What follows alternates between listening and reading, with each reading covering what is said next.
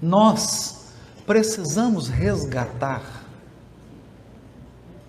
alguns elementos que nós consideramos fundamentais da proposta espírita. Fundamentais.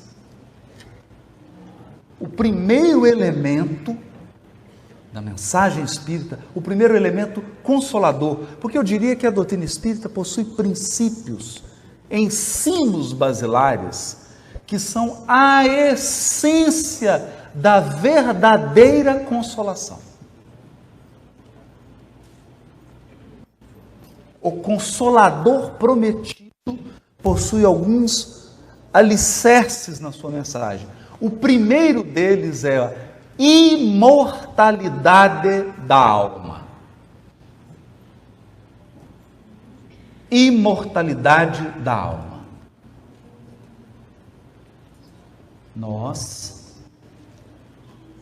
não somos habitantes do mundo corporal. Só vou repetir isso. Nós não somos habitantes do mundo corporal. É importante nós adotarmos essa perspectiva, porque hoje eu estou aqui no Ceará em viagem. Então eu vim com a passagem de vinda e tenho o check-in da volta. Eu não sei se eu vou voltar, mas tenho o check-in feito.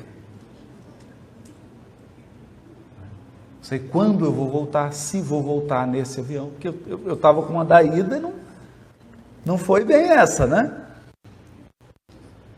Mudaram o meu voo, cheguei hoje de madrugada. É bom que eu peguei o nascer do sol, aqui em Fortaleza. Mas essa mensagem central é de que não importa as condições em que nós estejamos vivendo, toda essa vida corporal aqui agora é precária e provisória. Precária e provisória. Porque o nosso lar, e essa é a metáfora, essa é a beleza do título do livro. Nosso lar não é aqui. O problema é que era para a gente ter vindo com bagagem de mão, mas nós estamos com excesso de bagagem. Porque à medida que a vida corporal avança, nós criamos uma expectativa, um pensamento de que estamos aqui residindo. De que aqui é a nossa pátria, aqui é a nossa morada, e não é. É preciso trabalhar essa expectativa da vida imortal. Nós não podemos dizer, nem podemos dizer que aqui estamos e que nos esquecemos da pátria espiritual, porque todo dia você dorme e volta para o lar, ou tem um contato com o lar. Todo dia nós estamos cercados de circunstâncias, de fenômenos, de interferências, de atuações do mundo espiritual sobre a nossa vida corporal. Sobre a nossa vida corporal. A questão é que nós vamos perdendo a sensibilidade em relação a essa interação. E agora, com a transição planetária assumindo temperatura máxima, esgotaram-se os elementos da religião e da espiritualidade puramente exterior.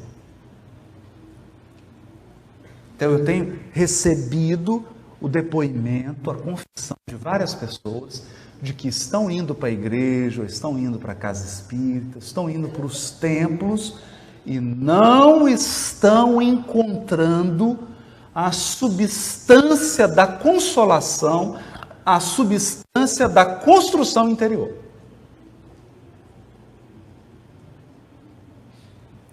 Não estão encontrando. Por quê? Porque a angústia, a aflição, o sofrimento é interior. Ele é interno. E ele pede algo mais substancial. Pede algo mais denso. O momento da transição planetária está nos apontando para essa carência humana desses valores, dessa compreensão. A primeira delas é essa imortalidade.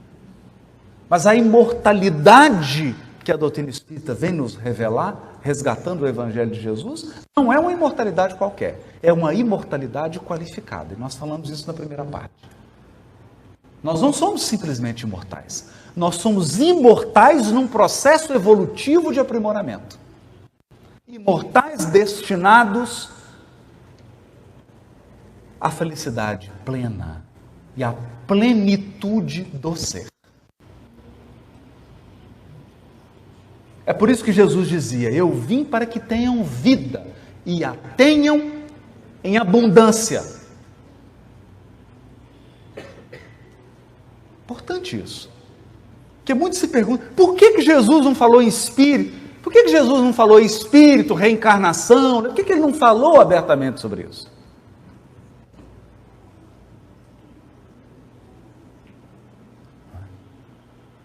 Porque a mensagem do Cristo não é simplesmente sobre desencarnar e chegar no mundo espiritual.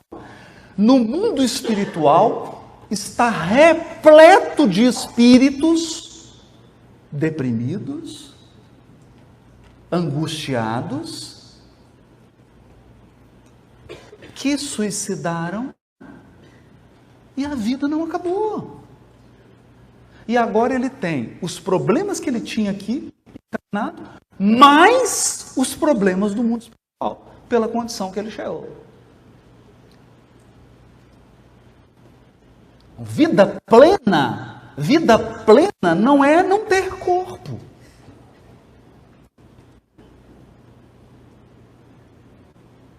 Vida plena é a vida interior, que a mensagem do Cristo libertadora se propõe a construir.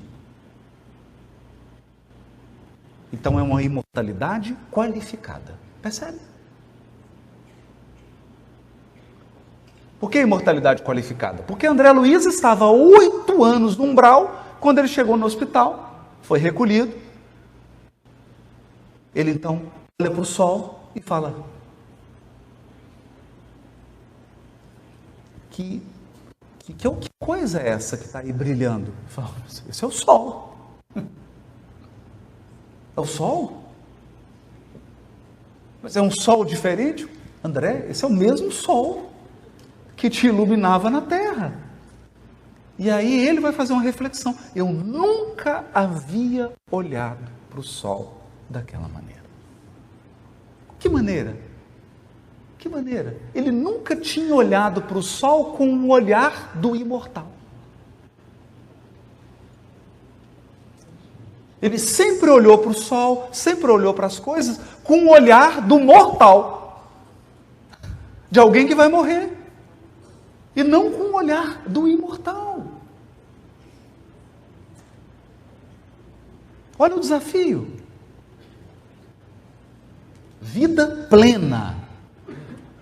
Não apenas imortalidade. Porque às vezes a gente, na ânsia de divulgar o doutrina espírita, achamos que as pessoas estão querendo ouvir sobre desencarnação, mundo espiritual, mediunidade, comunicação. E isso não tira a angústia de ninguém.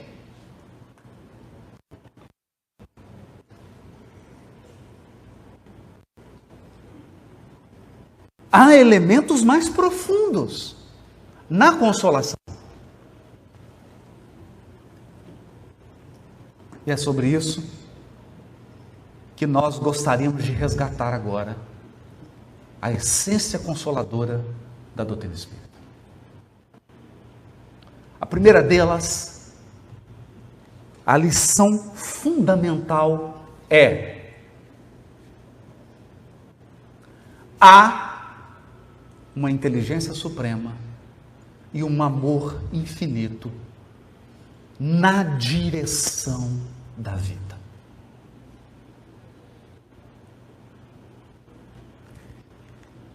Essa inteligência é incorpórea, imaterial. E ela, abre aspas, a frase de Emmanuel, a providência divina não pode descer para errar com a criatura humana.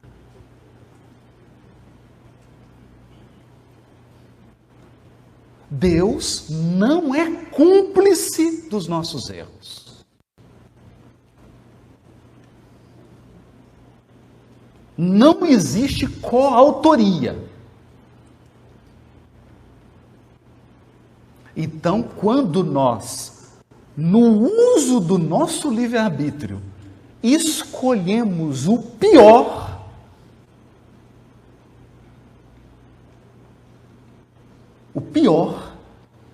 a escolha é sua.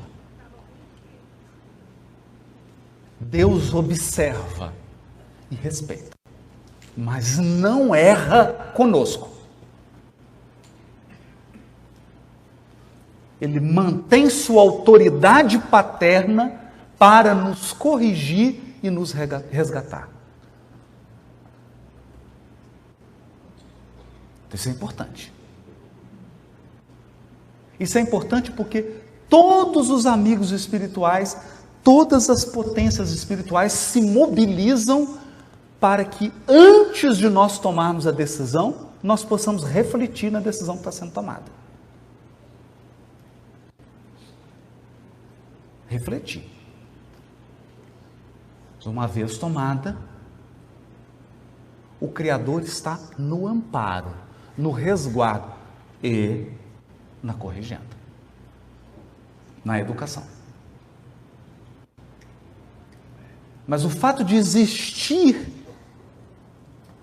como Maria Dolores gosta de dizer, no coração das alturas, Deus também espera. No coração das alturas, olha isso.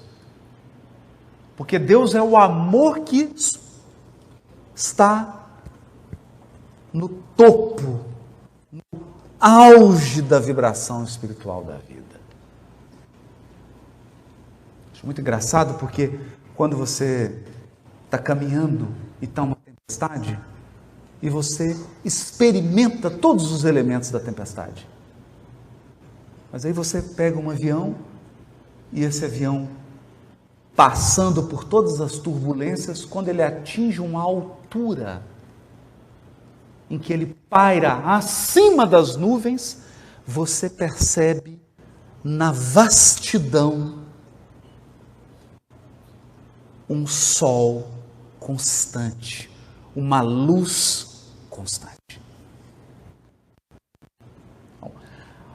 A essência da vida, a direção da vida é luz plena. Plena. A tempestade é aqui, próxima dos nossos pés.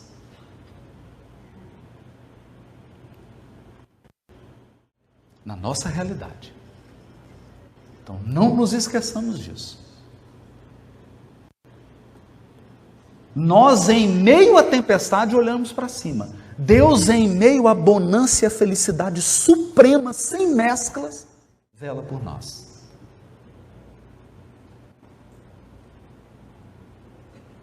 Vela por nós. Isso é curioso.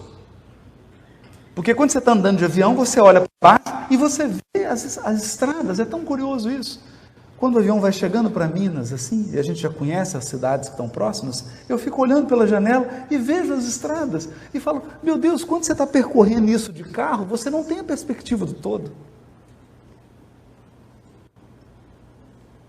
Você não tem a perspectiva das curvas, do traçado da via, dos atalhos.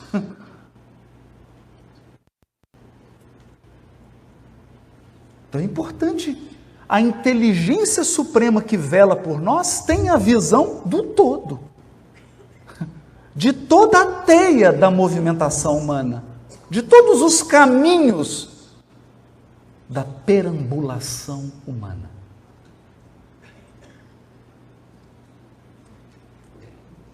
É importante que a gente tenha essa compreensão.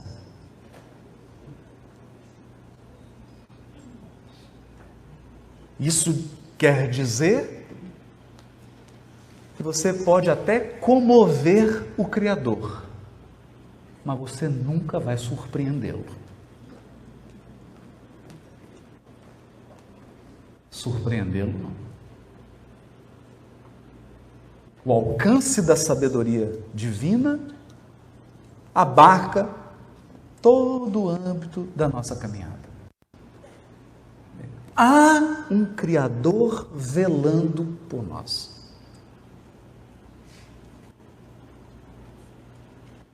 Não.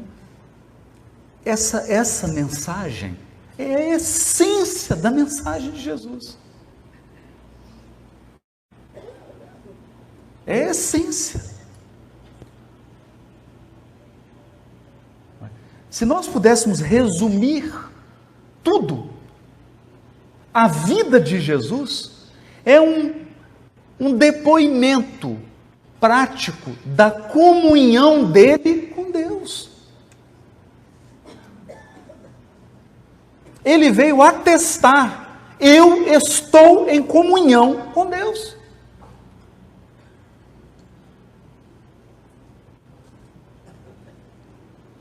A questão é que ele estava em comunhão com Deus quando multiplicou os pães. Ele estava em comunhão com Deus quando andou sobre as águas. Ele estava em comunhão com Deus quando curou os leprosos. Até aí todo mundo está adorando, né? Quando a gente faz essa propaganda, todo mundo, nossa, adora a comunhão. Ele estava em comunhão com Deus na cruz. Essa parte eu não quero. Tira essa parte.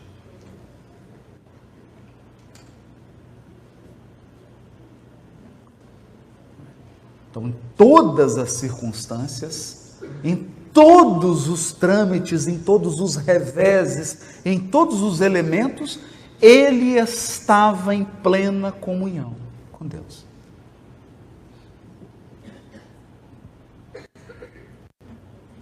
Esse é um ponto. O outro ponto é um ponto que a doutrina espírita traz.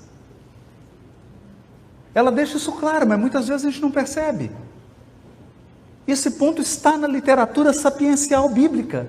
Está lá na sabedoria. Sabedoria de Salomão, Provérbios, toda a literatura sapiencial.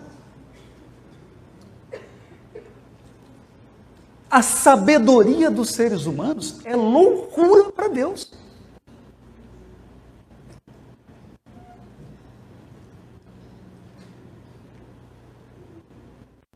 Esse é o ponto.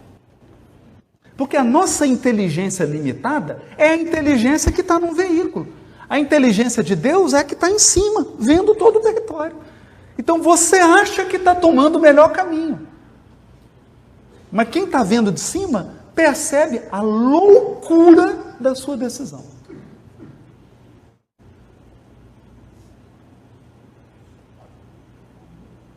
O desatino da solução humana.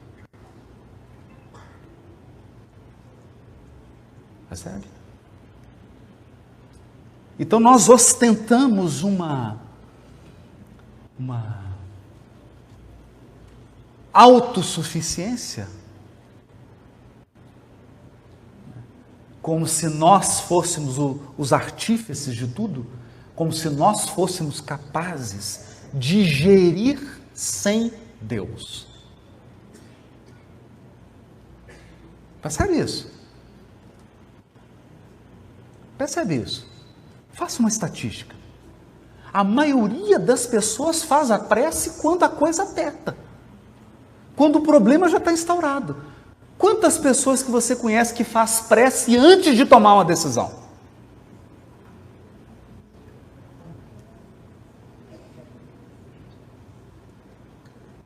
Não.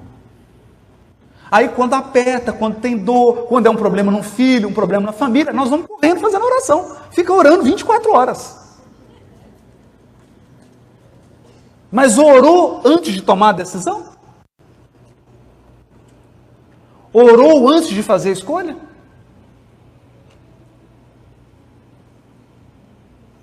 Não é? Então isso lembra, eu considero essa atitude de oração sonrisal. Ou oração sal de fruta. Quer dizer, a oração que você usa quando a indigestão já está instaurada.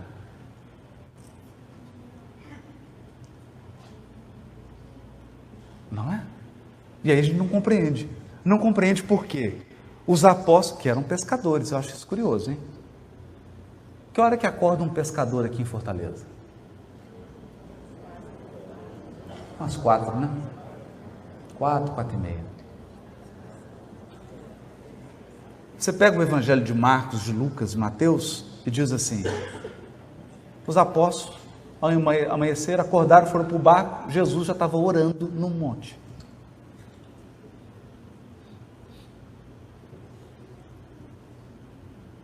Percebe?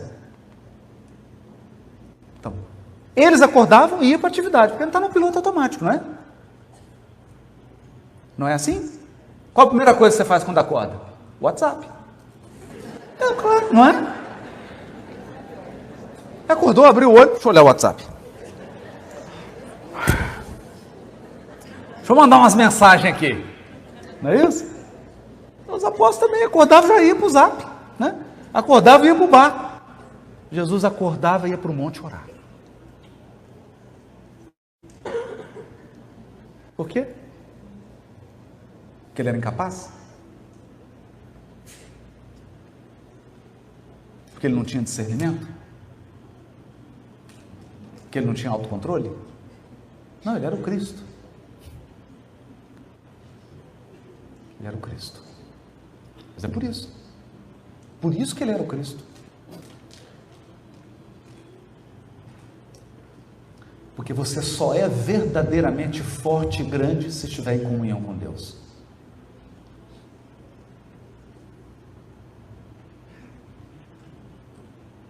Então ele acordava e orava. Orava pedindo a Deus a condução e a inspiração para o dia. E é realmente comovedora a sua entrada em Jerusalém. Antes de ser preso, ele ora no Jardim das Oliveiras.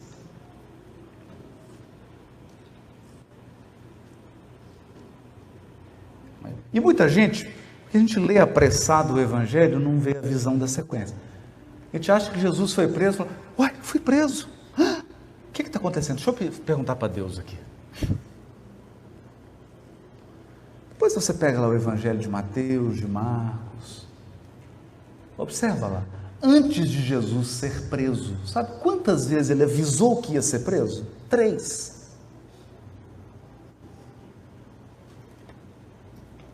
Que está registrado. Bom, se está registrado que é 3, ele deve ter avisado umas 10. Porque a gente não lembra do que Jesus fala, não é mesmo? A gente esquece. Ele deve ter falado muito mais. Os apóstolos registraram 3. 3 vezes ele falou. Então, os únicos surpreendidos são os apóstolos, que só receberam 3 avisos. Ué, vai ser crucificado? Gente, mas Jesus só avisou isso 3 vezes, não é assim? Agora o pastor, ué, vai ter o congresso no Ceará? Gente, mas a federação só avisou 4 vezes. Não é? Percebe? Eles tinham sido avisados. E quando aconteceu, antes de acontecer, Jesus estava em oração no Jardim das Oliveiras, no monte, ali, com a visão para Jerusalém, em prece.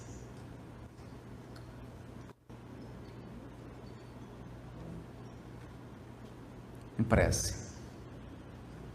Por ele? Por ele? Eu acho engraçado isso. Né? Eu acho engraçado porque Jesus muitas vezes é um espelho e a gente projeta nele as nossas fraquezas. Né? Então, você vai assistir filme de Jesus, é curioso, né? Então, tem uns filmes assim, que colocam Jesus chorando assim, né? Meu Deus, eu vou ser crucificado, meu Deus.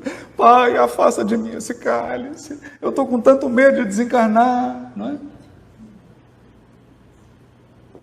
E a pessoa esquece de conectar essa passagem com a passagem que ele conversa com Simão Pedro. E ele fala, quando Simão Pedro começa com choramingo, não, mestre, você não vai ser crucificado. Não, isso não vai acontecer. Ele afasta de mim. Não é? Chama a atenção de Pedro. Pela fragilidade. Pela incompreensão, pela falta de confiança. Ele não consegue conectar. Chorava por nós. Chorava por nós. Chorava por nós. Naquele momento, da sua crucificação, nós estávamos escrevendo a transição planetária de hoje.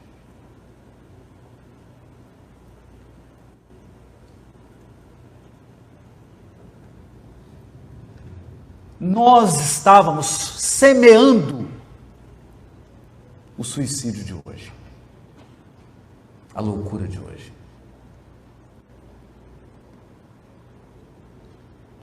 Porque diante da humanidade estava a possibilidade da regeneração e da transformação espiritual dos rumos evolutivos do planeta. E nós dispensamos.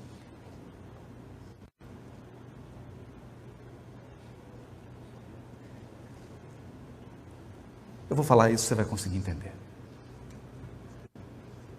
Imagina a dor de uma avó, de um avô, de uma mãe, de um pai, quando vê o filho fazendo as piores escolhas ou colhendo o plantio das piores escolhas.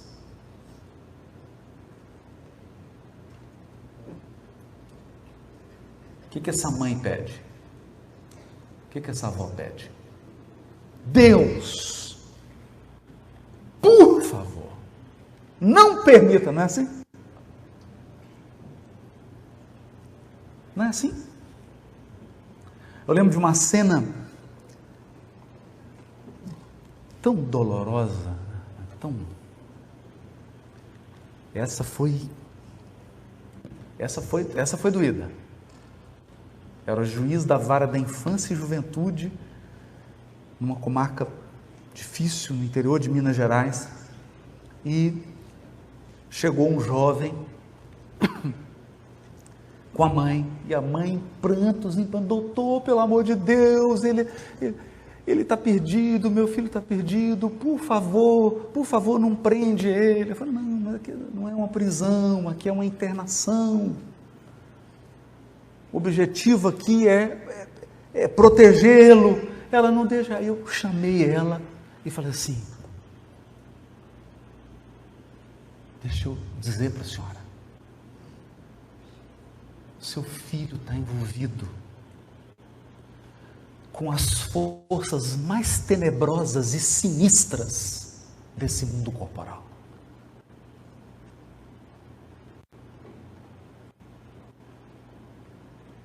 Qualquer um de nós pode cair nas garras dessas forças. E eu vou dizer uma coisa para a senhora. Todo dia, esse tráfico de entorpecentes mata um jovem meu.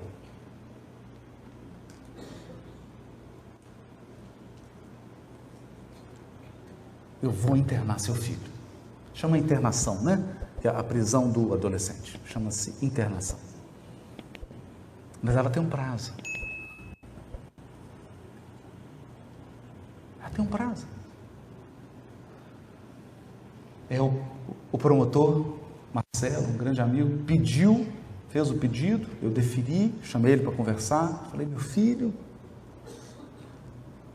rapaz, você tem 16 anos, vai fazer 17. O que está... Fala para mim, o que está passando na sua cabeça? Eu só quero que você me explica. O que está passando na sua cabeça, meu filho?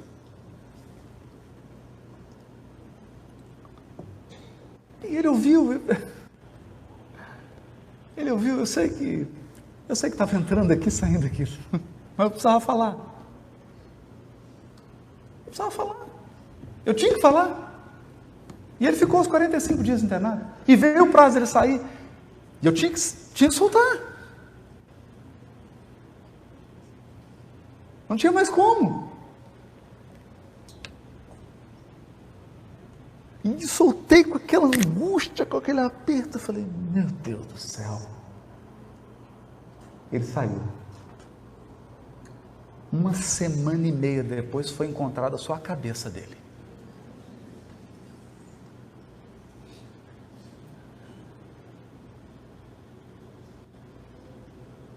Você entendeu?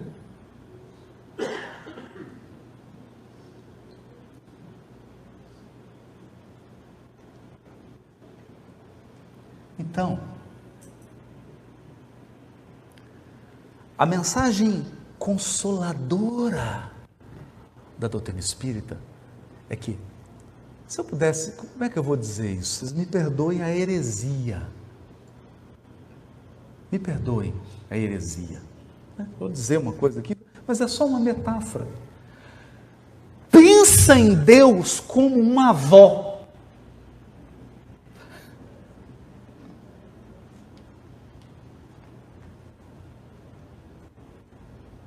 Pensa em Deus como uma mãe, uma avó. Escuta, eu sou pai. Eu dou a vida pelos meus filhos. Não estou desmerecendo. Pais, não fiquem bravos comigo. Vovôs, não fiquem chateados. Não vai dar dislike aí na palestra.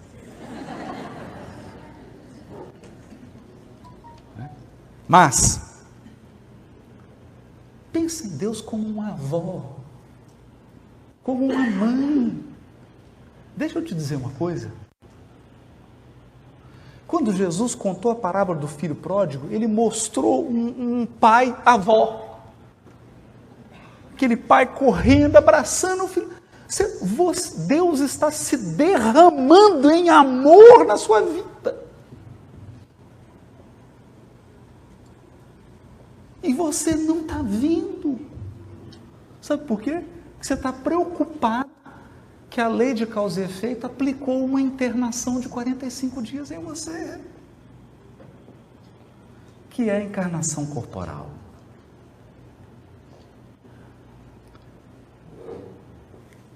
Bom, por aqui eu encerro a reflexão da tarde.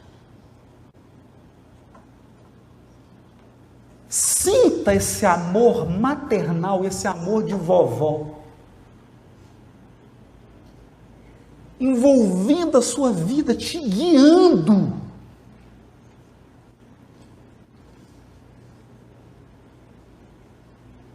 Sinta isso. Esses sentimentos, esses pensamentos, essas ideias, essas angústias, olha para elas, porque elas chegam e vão embora. Elas chegam e vão embora. Não julgue, não brigue. Passou angústia, olha para ela, deixa ela passar. Não se fixa. Porque você sente uma angústia aqui agora, fala, eu vou me matar, daqui 15 minutos você não está mais com angústia. Assim, eu sinto aquela angústia, aí vejo um café, uma tapioca com leite condensado. Aquilo já muda, você esqueceu. Não é? Tudo. Mas esse amor permanente, envolvendo-nos, não isentando-nos. O amor não nos isenta das experiências, ele nos sustenta. Esquece a palavra isenta, grava a palavra sustenta. Nós vamos passar por tudo que for necessário. Mas você está sendo carregado nos braços. Muito obrigado.